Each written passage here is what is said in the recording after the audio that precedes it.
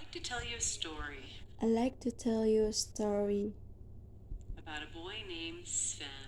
about a boy named Seth. He was in the 5th grade, autistic, He was in the 5th grade, autistic, and he couldn't read a single word. and he couldn't read a single word. Not it, me, the, nothing. Not it, me, the, nothing. His teachers told his family that he may never learn to read. His teacher told his family that he may never learn to read. With my simple reading program, I taught Sven to read. With my simple program, I taught Sven to read. My story begins when my daughter was in the 1st grade. My story begins when my daughter was in the 1st grade. She was a challenged reader. She was a challenged reader. At that time, I didn't know about challenged readers. At the time, I didn't know about challenged readers. Everyone can read, right? Everyone can read, right? Wrong. Wrong.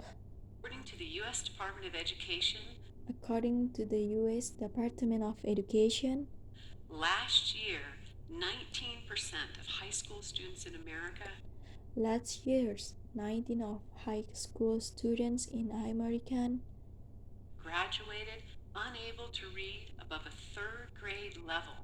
Graduates unable to read above a 3rd grade level, which is considered functionally illiterate. Which is considered functionally illiterate. That's nearly 1 in 5 students. That's nearly 1 in 5 students. Or 500,000 new graduates.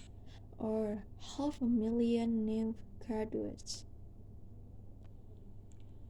Each year. How can anyone graduate high school not knowing how to read? How can anyone graduate high school not knowing how to read? Teachers are doing everything they can to help these kids. Teachers are doing everything they can to help these kids. But the traditional way of teaching reading does not work for many students. Does not work for many students.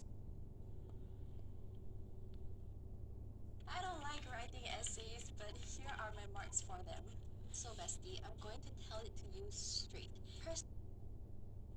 According to the National Assessment of Adult Literacy, According to the National Assessment of Adult Literacy, America, 85% of juvenile delinquents and 70% of prison inmates are functionally illiterate. In America, 85% of juvenile delinquents and 70% of prison inmates are functionally illiterate. Illiteracy is the number 1 predictor of future criminal activity. Illiteracy is the number 1 predictor of future criminal activity.